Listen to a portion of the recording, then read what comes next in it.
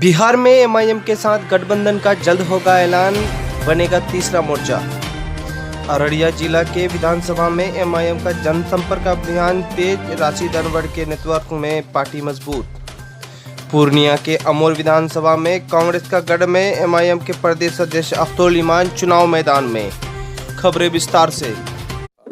अभी मेरी पार्टी ने आरएलएसपी से और बहुजन समाज पार्टी से हमारा ग्रेटर अलायंस बन रहा है और उसके लिए पटना में हमारे नेता मौजूद हैं और हमारी बात बहुत हद तक मुकम्मल हो चुकी है। अनकरीब मैं समझता हूं कि मेरे ऑल इंडिया सदर जनाब बैरिस्टर असदुद्दीन साहब की आमद पर इसका ऐलान होगा और तकरीबन हमारा जो अलायंस है और जेडीएस के साथ, जिसके कन्वीनर हमारे डीपी यादव साहब एक्स मिनिस्टर हैं, मैं समझता हूं कि हमारा गठबंधन पूरे तौर पर तय के मरहले में है और अनकरीब उसका ऐलान होगा। एमआईएम के साथ गठबंधन का असर अब जमीनी स्तर पर दिखने लगा है। बिहार में अब मुस्लिम और दलित एक मंच पर आने लगे हैं। आपको दिखा रहे हैं खास रिपोर्ट। मनोज जी, हमारा सवाल ये है कि अभी नया गठबंधन हुआ है ओवैसी साहब के साथ, तो लेकिन यहाँ पे जो झंडा है वो बसपा का दिख रहा है और रालोसपा का दिख रहा है, तो यहाँ पे ओवैसी साहब कहाँ है? ओवैसी साहब का भी झंडा है, लेकिन ओवैसी साहब को निजी कारणों से अभी नहीं है, लेकिन हम लोगों के साथ हैं। हम बता दें आपको कि बिहार में ओवैसी जी का जो योगदान है अभी भूला नहीं जा सकता है। और यह जो मामला है, भारतीय जनता पार्टी जिस प्रकार से कुचक्र किया है इस देश में, जो नरेंद्र मोदी ने जिस प्रकार से कोरोना काल में राम मंदिर मुद्दा को अपने से जाकर के करने का काम किया, जहां राष्ट्रपति तक को नहीं ले जाने का काम किया गया है, हिंदू मुस्लिम का जो लड़ाई लगाया है उसका हिंदू मुस्लिम भाई भाई हम लोगों के उपेंद्र कुशवाहा और बहन कुमारी मायावती, पहले से मान्यवर काशीराम साहब ने मुसलमान का जो आबादी है जिस हिसाब से उसको मिलना चाहिए अधिकार, हमारे गठबंधन देने का काम कर रहा है। और निश्चित रूप से बहन जी ने ये निर्णय लिया है, ये बिहार में आजमाएंगे और 2022 में जो उत्तर प्रदेश का चुनाव होगा वहाँ भी ओवैसी साहब हमारे बहन जी का मजबूत करेंगे हाथ। इसलिए हमारा जो फ्रंट है इस देश भर में फ्रंट चलेगा। कुशवाहा जी का जो पार्टी रालोसपा है, देश भर में बहन जी के साथ हम लोगों का गठबंधन होगा और हम लोग गठबंधन धर्म में निश्चित रूप से बिहार में तीसरा फ्रंट बनाएंगे। आई 15-15 साल जो एमवाई समीकरण बना करके जिस प्रकार से जो तांडव कराने का काम किया है, तो हमारे के यहाँ जो बहन कुमारी मायावती जो प्रतिनिधित्व 85% बहुजनों का करती है, जो रालोसपा जो है कुशवाहा जी का जो मुख्यमंत्री घोषणा है उसमें ओवैसी साहब का स्थान होगा। बिना ओवैसी साहब का, बिना बहन कुमारी मायावती का, उपेंद्र कुशवाहा का बिहार में निश्चित रूप से हम समझते हैं कि ओवैसी साहब हमारे भूमिका में है और उपेंद्र कुशवाहा हमारे बिहार का मुख्यमंत्री बनेंगे। इसलिए ओवैसी साहब को हम लोग छोड़ कहाँ सकते हैं। उनका एक भूमिका है, जो लोकसभा में ओवैसी साहब जो बात बोलते हैं वो अब हर जगह चर्चा का विषय है। और हम लोगों ने स्पष्ट कर दिया है कि दलित और मुस्लिम जो माइनॉरिटी के लोग हैं वो दलितों के साथ हैं और दलित जो है बिहार में उपेंद्र कुशवाहा के साथ है। अगर कांग्रेस का कोई भी आदमी आए, कोई फर्ज भी आए, उनको यही कहना है साफ अल्फाज में कि तुम यहाँ से निकल जाओ, बस निकल जाओ, इससे कि तुमने मेरे उलमा दिन को ठुकराए हो तो तुम यहाँ नहीं आ सकती हो। अच्छा की नहीं है, तय कर लो कईयों नौजवानों, इस मुल्क में हिंदू को भी जीने का हक है, बुद्धिस्ट को भी जीने का हक है। सबका धर्म गुरु, सबके धर्म स्थान का आदर करना हमारी जिम्मेदारी है। मगर गयूर मिल्लत के लोगों, अगर शरीयत से मोहब्बत है तो जिस जालिम पार्टी ने दीन की हिफाजत के लिए, कुरान की हिफाजत के लिए हमारे आलिम दीन को बोलने की इजाजत नहीं दिया है, उसका कोई नेता और चमचा भी बस्ती में आए तो बोलने की इजाजत मत देना अगर शरीयत से मोहब्बत है। बिहार में ऑल इंडिया मजलिस इत्तेहादुल मुस्लिमीन का किशनगंज विधानसभा जिस तरह से एमआईएम ने कांग्रेस के गढ़ को हटाया था, उसी तरह से इस कांग्रेस के गढ़ को अमोर विधानसभा से सफाया करने के लिए ऑल इंडिया मजलिस इत्तेहादुल मुस्लिमीन ने पूरी ताकत झोंक दी है। आपको हम बता रहे हैं कि पूर्णिया के अमोर विधानसभा इस वक्त एमआईएम का नज़र है और वहां पर ऑल इंडिया मजलिस इत्तेहादुल मुस्लिमीन के बिहार प्रदेश अध्यक्ष अख्तरुल ईमान खुद चुनाव मैदान में उतरेंगे और लगता है कि इस बार बिहार विधानसभा चुनाव में अमोर विधानसभा बड़े बदलाव की उम्मीद है ना। अब की बार एक मौका आया है कि अमोर के मसाइल से लड़ने वाले खिदमतगार को चुनो। बीजेपी का एक नेता गया कहीं और उससे लोगों ने सवाल किया कि भाई हमारी सड़क नहीं बनी, पुल नहीं बना, स्कूल नहीं खुले, हॉस्पिटल नहीं खुला, क्या किया आपने? तो कह रहे लड़का सुनो, तुम अपने बाप को बुलाओ, तुमको याद नहीं है शायद, तो बाप भी था उसका मौजूद। बोले कहा है बच्चा, तो ठीक है बोलता है। बोले ईमानदारी से बोले तो हमको वोट किस लिए दिए थे? सड़क पुल बुलिया के लिए दिए थे? हमको दिए थे वोट राम मंदिर के नाम पर दिए थे कि नहीं दिए थे? राम मंदिर बना रहे हैं कि नहीं बना रहे हैं? तो सारा आदमी चुप हो गया। ये नहीं, बल्कि तुम्हारा नुमाइंदा जब जाता है पटने में तो लोग हंसते हैं उस पर, हंसते उस पर नहीं है। 3.5 लाख आबादी अमर बैसाखी, उस पर लोग हंसते हैं। एक आदमी जो पंचायत की नुमाइंदगी करने के लायक नहीं है, उसको असेंबली में कैसे भेज दिया लोगों ने? है? कुर्ता अच्छा सिलता है तो दर्जी को तलाश करते हैं, आम फल अच्छा देखता है तो बाग को तलाश करते हैं, बच्चा अच्छा दिखता है तो माँ बाप की तारीफ करते हैं। नेता जब गिरा पड़ा होता है तो उसकी नजर जनता की तरफ जाती है। पहले राजा के घर में राजा जन्म लेता था, रानी के कोख में राजा जन्म लिया। काला हुआ, कलोटा हुआ, लंगड़ा हुआ, लूला हुआ, गोंगा हुआ, वो राजा हो गया क्योंकि रानी के कोख में पैदा हुआ था। तो इसलिए पहले कौल ये था कि जैसन राजा वैसन प्रजा। रूम का नेरो बांसुरी बजा रहा था और मुगलिया सल्तनत में लोग गुंबदनुमा मकान बना रहा था। तो गुंबदनुमा मकान मुगलिया सल्तनत की देन है। तो अब ये कौल सही नहीं है। अब कौल क्या है? जैसन प्रजा वैसन राजा। तो प्रजा बदल रहे हो ना। मैंने कल एक बात कहा, प्रजा बदलेगा तो राजा बदल जाएगा। नीयत बदलेगी। नीयत जा रहे थे तुम रोटा, अचानक खबर आ गई कि नहीं कठामठा में मेरा रिश्तेदार बीमार हो गया है, तो नीयत बदल गई तो रुख बदल गया ना। दक्षिण की तरफ जा गए, उत्तर हो गए। जुआ शराब खेलता था आदमी, तबलीगी जमात में चला गया, नीयत बदल गई तो दाढ़ी टोपी लग गई ना चेहरे पर।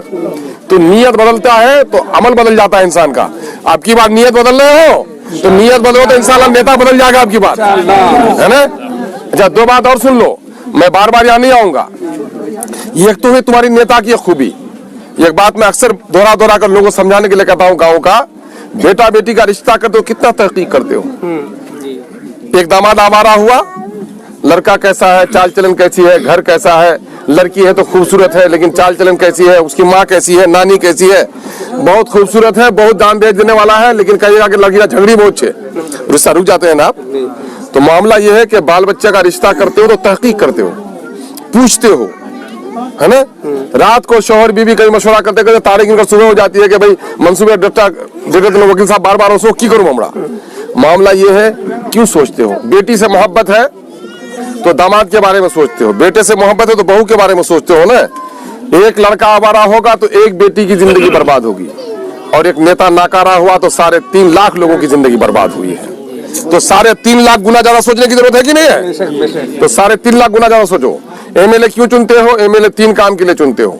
ये राजा का मुल्क नहीं है, प्रजातंत्र है, लोकतंत्र है। लोकतंत्र में लोगों के चुने हुए प्रतिनिधि राज चलाते हैं। तो वहां पर निधि विधान बनाना जो है वो संविधान के अंतर्गत जो विधान बनना है वो कहाँ बनना है? असेंबली और पार्लियामेंट में बनना है। तुम्हारा एमएलए ने कभी असेंबली में बोल सका तुम्हारे हक के खातिर, न तुम्हारे लिए कोई लड़ाई लड़ सका। अजीजों, मैं बुजुर्गों से भी कहूंगा कि आप लोगों ने देखा कभी सड़क की लड़ाई, कभी मानंदा के कटाव की लड़ाई, कभी कनके की लड़ाई, कभी पुल की लड़ाई, कभी हॉस्पिटल की, कभी लड़ा मस्तान साहब? एकदम शरीफ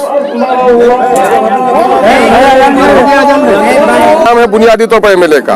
एक तो ये है कि अच्छे कानून बनाए और कोई गलत कानून बनता है तो उस पर रोक लगाए, है ना।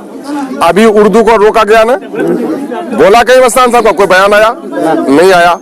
एक नौजवान पढ़े लिखे हो तुम लोग, मैं एक ही बार में लड़कर 30 हाई स्कूल सैंक्शन करवाया ना कोचा धमन के लिए। एक ही बार के हंगामे में 30 हाई स्कूल सैंक्शन करवाया। जब मैंने ये रिपोर्ट पेश की कि 13.5 लाख की आबादी के लिए मुंगेर में 88 हाई स्कूल और हमारे 17 लाख के लिए सिर्फ 17 हाई स्कूल। मैंने पूर्णिया का तस्करा किया कि 32.5 लाख के लिए 56 हाई स्कूल और 33 लाख की आबादी के लिए हाजीपुर वैशाली में 94 हाई स्कूल। ये नाइंसाफी नहीं चलेगी। एक ही साथ 30 हाई स्कूल सैंक्शन हुआ। कभी सुने मस्तान साहब को कुछ बोलते हुए? कभी नहीं बोला। क्या कोई स्कीम लेकर आया? तुम्हारे टैक्स के पैसे, कफन के पैसे में टैक्स, जूते में टैक्स, साड़ी में टैक्स, इससे बनता है सड़क पुल पुलिया। कभी लड़ा? कभी नहीं लड़ा। तीसरी बात ये होती है कि सरकारी अमला क्या काम करता है? ब्लॉक में सीओ के यहाँ दारोगा लूटा लोगों को। अभी लॉकडाउन में कान पकड़वाया किसी को जुर्माना करवाया। नेता कभी बोला? ये तीनों काम भी नहीं किया। तीसरी बात ये देखो, इस मुल्क में हिंदू मुसलमान सदियों से मिलकर रहता है। उसके मंदिर में पूजा हो, हमारी मस्जिद में अजान हो, या ठाकुर बस्ती है तुम कोई दिक्कत है? प्यार मोहब्बत से हम लोग रहते हैं कि नहीं है? कोई शादी है ठाकुर दावत नहीं हो, ठाकुर कोई ऐसा शादी है केनी है मोर संगे छेटा मोर रिश्तेदार भाई हुए मैंने राजेश नाम से ठाकुर है, तो वहाँ का आधा मुसलमान है कुछ लोग, और वहाँ जब शादी ब्याह हो जाए तो सब मुसलमान रोजे करता मामला ये हम लोग मोहब्बत से रहते हैं ना। इसको बीजेपी के ने से पहले कांग्रेस के लोगों ने मस्जिद का झगड़ा लगाया, बाबरी मस्जिद में मूर्ति बैठाया कब? 1949 में। किसकी हुकूमत थी? कांग्रेस की। 50 में ताला लगा, किसकी हुकूमत थी? कांग्रेस की। 86 में ताला टूटा, किसकी हुकूमत थी? कांग्रेस की। 92 में मस्जिद टूटी, किसकी हुकूमत थी? कांग्रेस की। और ये भी सुन लो ठाकुर लोग कि बाबरी मस्जिद टूटने के वक्त 46 मुसलमान था मेंबर, लेकिन सबसे ज्यादा अगर किसी ने बाबरी मस्जिद के टूटने पर आवाज उठाई तो हिंदू ने आवाज उठाई थी, सुनील दत्त ने आवाज उठाया था सबसे पहले, है ना। इस मुल्क में इंसाफ अभी बाकी है। दूसरा मामला यह हुआ कि बाबरी मस्जिद का नफरत की यात्रा निकालकर आडवाणी ने बीजेपी को जिताया। कांग्रेस कहती थी कि हम तो मस्जिद बना देंगे ना वहाँ, लेकिन जब फैसला आया तो जितना बीजेपी का लोग नाचता था उतना कांग्रेस का लोग नाचता था। और आज बीजेपी का लोग, सारे हिंदू बीजेपी में नहीं है, ये बात जान लो। धोखे की वजह से लोग बीजेपी में गए हैं, बल्कि निचली जातों के साथ तो मनोवादी अब भी जुल्म करता है। मामला यह है कि जितना बीजेपी नाचती थी उससे ज्यादा कांग्रेस नाचती थी, और बीजेपी के लोग ईंट और पत्थर से बाबरी मस्जिद बना रहे हैं, और कांग्रेस का जो कमलनाथ क्या भेजता है? चांदी की ईंट भेज रहा है। तो नियत साफ हो गया ना। राहुल गांधी क्या बोलता है, प्रियंका क्या बोलती है कि मेरे बाप के सपने साकार हुए। ये बात तो किसी आरएसएस के आदमी को बोलना था ना, बीजेपी को बोलना था ना। कांग्रेस भी वही भाषा बोलती है। दोनों बराबर है कि नहीं? गुजरात में माऊ बहनों की इज्जत टूटी, चाहे हिंदू हो या मुसलमान, वो तो भारत की बेटी थी ना। बाप के सामने में बेटी, भाई के सामने में बहन, बेटों के सामने में उसकी माँ की इज्जत टूटी। और ये बीजेपी का जमाना था। लेकिन कांग्रेस के जमाने में यही जाओ ज्यादा मत जाओ, 200-250 किलोमीटर की दूर भागलपुर तुम्हारा है, 1200 नौजवानों को गोभी के खेत में दफना कर उसके सीने पर गोभी लगाया। कौन था? कांग्रेस थी। एक बात और सुन लो कि बहुत सब लोग बोलता है कि हमारा खानदानी कांग्रेस ही थी। खानदानी कांग्रेस तो मुड़े गई, तुम्हारा खानदानी कांग्रेस जन्म को है, मुझे कागज पत्तर है तुम साहब। दादी नाम से जयबुन्निसा, कोई अच्छा दादो नाम लिखा है गांधी जी, तो तोर दादो जब गांधी नहीं बोलते खानदानी कांग्रेस ही करने बोलो, है ना। मौलाना आजाद कांग्रेस तो आपको आलोला देनी रहे, तो कोई नाराज है खानदान से, है ना। तो ये बात जो मैं कह रहा हूं, ये बात सुनिए तवज्जो से कि आज इस मुल्क में कांग्रेस वही काम कर रही है जो बीजेपी कर रही है, बल्कि बीजेपी वही कर रही है जो कांग्रेस ने जिसको शुरू किया है। आपका कोई नहीं है इस मामले में। आज आप लोगों ने वोट दिया और हमने कुर्बानी दी कि नहीं?